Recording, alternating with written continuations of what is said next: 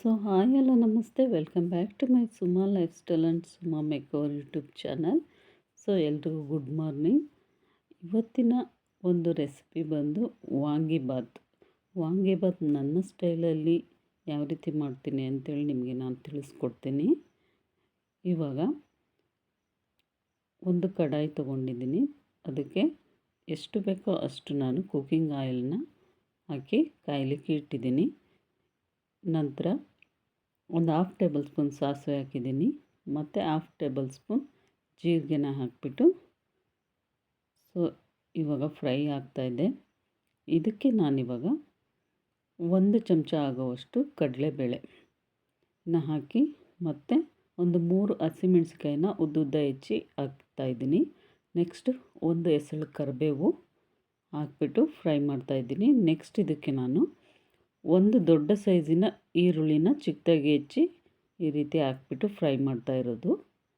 So ಇವಾಗ ನಾನು ಇದಕ್ಕೆ ಚೆನ್ನಾಗಿ ಫ್ರೈ ಆಗಬೇಕು ಇದು.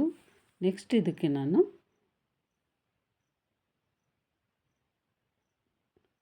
ಹಸಿರು ಬದನೆಕಾಯಿ ಇರುತ್ತಲ್ವ, ಅದನ್ನು ಒಂದು 3 ಬದನೆಕಾಯಿನ ಈ ರೀತಿಯಾಗಿ ಚಿಕ್ಕ ಚಿಕ್ಕ ಪೀಸಾಗಿ ಹೆಚ್ಚಿ ತೊಳೆದ್ಬಿಟ್ಟು ಹಾಕಿದ್ದೀನಿ. ಸೊ ಇದನ್ನು ಇವಾಗ ಇದಕ್ಕೆ ನಾನು ಉಪ್ಪನ್ನು ಹಾಕಿಬಿಟ್ಟು ಫ್ರೈ ಮಾಡ್ತಾಯಿದ್ದೀನಿ. ಸೊ ಈ ರೀತಿಯಾಗಿ ಒಮ್ಮೆ ಮಾಡಿ ನೋಡಿ, ನಿಮಗೆ ತುಂಬಾ ಇಷ್ಟ ಆಗುತ್ತೆ. ಇದಕ್ಕೆ ನಾನು 1-2-3 ಚಿಟಿಕೆ ಆಗುವಷ್ಟು ಅರಿಶಿನ ಹಾಕ್ಬಿಟ್ಟು ಫ್ರೈ ಮಾಡ್ತಾಯಿದ್ದೀನಿ. ಸೊ ಬದನೆಕಾಯಿ ಇದು ತುಂಬ ಚೆನ್ನಾಗಿ ಎಣ್ಣೆಲೇ ಬೇಯಬೇಕು, ಮೆತ್ತಗಾಗೋಂಗೆ. ಸೊ ಇದನ್ನು ನಾನು ಒಂದು 5 ಮಿನಿಟ್ಸು ಅವೆಲ್ಲಿ ಬೇಯಿಸ್ತಾ ಇದ್ದೀನಿ. ಸೊ ಯಾರೆಲ್ಲ ನನ್ನ ವೀಡಿಯೋಸ್ನ ನೋಡ್ತಾ ಇದ್ದೀರಾ ದಯವಿಟ್ಟು ಸಬ್ಸ್ಕ್ರೈಬ್ ಮಾಡಿ, ಲೈಕ್ ಮಾಡಿ ಮತ್ತು ಶೇರ್ ಮಾಡಿ. ಸೊ ಇದೇ ರೀತಿಯಾಗಿ ಸಪೋರ್ಟ್ ಮಾಡ್ತಾಯಿರಿ ಅಂತೇಳಿ ಕೇಳ್ತಾ ಇದ್ದೀನಿ.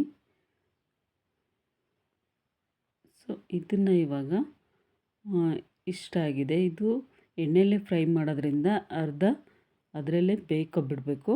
ಸೊ ಆಗಿದ್ದರೆ ಮಾತ್ರ ವಾಂಗಿಬಾತ್ ತುಂಬ ಟೇಸ್ಟಾಗಿರುತ್ತೆ. ನಾನು ಇದಕ್ಕೆ 1 ಪ್ಯಾಕೆಟು MTR ವಾಂಗಿಬಾತ್ ಪೌಡರ್ನ ಹಾಕ್ಬಿಟ್ಟು ಮಿಕ್ಸ್ ಮಾಡ್ತಾಯಿದ್ದೀನಿ. ಮತ್ತು ಇದಕ್ಕೆ ನಾನು ಹುಣಸೆ ಹಣ್ಣಿನ ರಸವನ್ನು ಹಾಕಿ ಸೇರಿಸಿ ಮತ್ತೆ ಮಿಕ್ಸ್ ಮಾಡ್ತಾಯಿದ್ದೀನಿ. ಸೊ ಬೇಕಿದ್ದರೆ ನಾವು ಸ್ವಲ್ಪ ಮಟ್ಟಿಗೆ ನೀರನ್ನು ಹಾಕಿಬಿಟ್ಟು ಮಿಕ್ಸ್ ಮಾಡ್ಕೋಬೇಕು. ಸೊ ನೆಕ್ಸ್ಟ್ ನಾನು ಮತ್ತೆ ಒಂದು 5 ಮಿನಿಟ್ಸು ಲೋ ಫ್ಲೇಮಲ್ಲಿ ಇದನ್ನು ಬೇಯಿಸ್ತಾ ಇದ್ದೀನಿ. ಸೊ ನೀಟಾಗಿ ಇದು ಬೇಯ್ಕೋಬೇಕು. ಹಸಿರು ಬದನೆಕಾಯಿ ಆಗಿರೋದ್ರಿಂದ ಸ್ವಲ್ಪ ಟೈಮ್ ಹಿಡಿಯುತ್ತೆ. ಸೊ ನೆಕ್ಸ್ಟ್ ನಾನು ಇದಕ್ಕೆ ನೋಡಿ ಎಷ್ಟು ಚೆನ್ನಾಗಿ ಬೆಂದಿದೆ ಅಂಥೇಳಿ. ಸೊ ಇದಕ್ಕೆ ನಾನಿವಾಗ ಕೊತ್ತಂಬರಿ ಸೊಪ್ಪನ್ನ ಆ್ಯಡ್ ಮಾಡಿದ್ದೀನಿ. ಸೊ ತುಂಬ ಟೇಸ್ಟಾಗಿರುತ್ತೆ ವಾಂಗಿಬಾತು. ಈ ರೀತಿ ಒಮ್ಮೆ ಮಾಡಿ ನೋಡಿ. ಸೊ ಇದಕ್ಕೆ ನಾನು ಬಿಸಿ ಅನ್ನನ ಮಾಡಿ ಇಟ್ಕೊಂಡಿದ್ದೆ. ಸೊ ಅದನ್ನು ನಾನು ಮಿಕ್ಸ್ ಮಾಡ್ತಾಯಿದ್ದೀನಿ. ಪೂರ್ತಿಯಾಗಿ ಮಿಕ್ಸ್ ಮಾಡಿದ ನಂತರ ನಮಗೆ ಸಾಲ್ಟ್ ಎಷ್ಟು ಬೇಕೋ ಅಷ್ಟು ನೋಡಿಕೊಂಡು ಒಂದು ಸರಿ ಟೇಸ್ಟ್ ನೋಡಿಕೊಂಡು ಮಿಕ್ಸ್ ಮಾಡ್ಕೊಳ್ಳಿ. ತುಂಬಾ ಟೇಸ್ಟಾಗಿರುತ್ತೆ. ಇದಕ್ಕೂ ಮೊದಲು ಇದಕ್ಕೆ ಗೋಡಂಬಿ ಮತ್ತು ಶೇಂಗಾನ ಹಾಕ್ಬಿಟ್ಟು ಫ್ರೈ ಮಾಡಿ ಎತ್ತಿಟ್ಕೊಂಡು ಆ ರೀತಿಯೂ ಲಾಸ್ಟಿಗೆ ಅದನ್ನು ಡೆಕೋರ್ ಕೂಡ ಮಾಡ್ಬೋದು. ಸೊ ಕೊತ್ತಂಬರಿ ಸೊಪ್ಪು ಮತ್ತು ನಾನು ಸಾಲ್ಟ್ ನೋಡಿಕೊಂಡು ಹಾಕ್ಬಿಟ್ಟೆ. ಸೊ ಇವಾಗ ಬಾಕ್ಸಿಗೆ ರೆಡಿ ಮಾಡ್ತಾಯಿದ್ದೀನಿ. ನನ್ನ ಮಗಳಿಗೆ ಬೇರೆ ಟೈಮ್ ಆಗಿತ್ತು ಬೆಳಗ್ಗೆನೇ.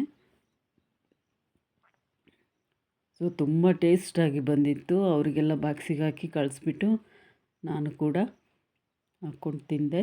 ಸೊ ತುಂಬಾ ರುಚಿಕರ ಆಗಿತ್ತು ಫ್ರೆಂಡ್ಸ್. ನೆಕ್ಸ್ಟ್ ವಿಡಿಯೋದಲ್ಲಿ ಸಿಗ್ತೀನಿ.